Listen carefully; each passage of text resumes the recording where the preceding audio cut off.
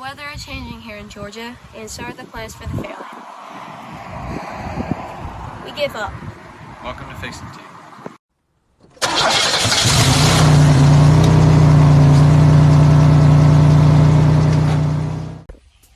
So, we decided to go with the Holley Sniper system.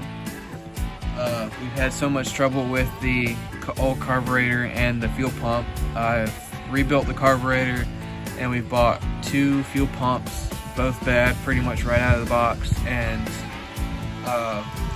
we moved to an electric fuel pump to get rid of the mechanical fuel pump problem. Still didn't work, still fired for 5 seconds and then died. So we've had it, and we're going with the Sniper system. Huge thanks to Mickey. He gave us a killer deal on Marketplace for this gently used unit. For our system the way we're going to run it, we only need 5 wires. All you need is this yellow wire for our setup to the negative on the coil.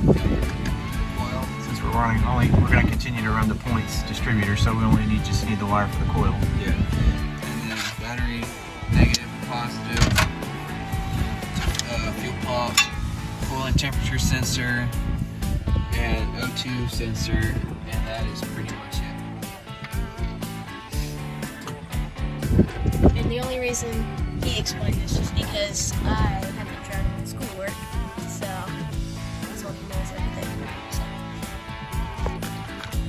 Okay. So this is a little startup screen. Once you get it turned on.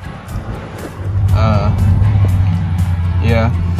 So one of the main reasons that we went to the Holley Sniper system was to eliminate choking and cold start problems. And one of the problems that we've read with just the teapot in general was that if you don't drive them for a while, the fuel will evaporate and leak out of the bowl, whatever. Then you have to reprime it again, and that's just not going to work for us. So yeah, that's another reason why. Whatever. Show them the. I guess it remembered all the stuff you did before, so you can't go to the wizard. I can. So when you first turn this thing on, initial startup, I've already gone through and done it, just because I like jumping the gun like that. So you're gonna go to wizard, and you're gonna go through and click on the Sniper system that you have. Man, these touchscreens are bad. We just have the regular 4 injector 4150. So you're gonna click next. And you're gonna select your number of cylinders. Ours is an 8-cylinder. Then you're gonna click on your engine displacement. Man, this is a bad touchscreen.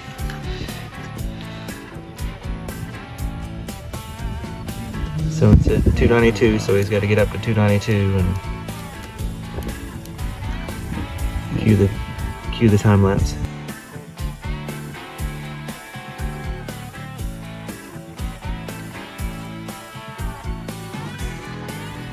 There we go. Now you're gonna set your target idle speed.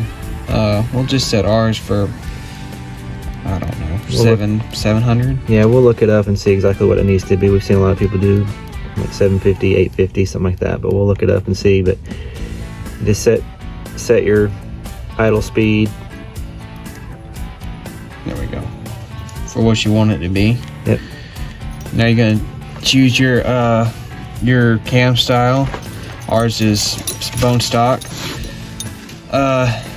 And I don't know. I think race is like under 7 pounds of manifold vacuum, and then street strip is somewhere in between, but I don't know. Come on now. Next. Okay, we don't have any power adders, unfortunately. Ours is a coil type. Because we're running the points, and then you can click start, and it creates your format. And now what you're gonna do You're gonna cycle your ignition.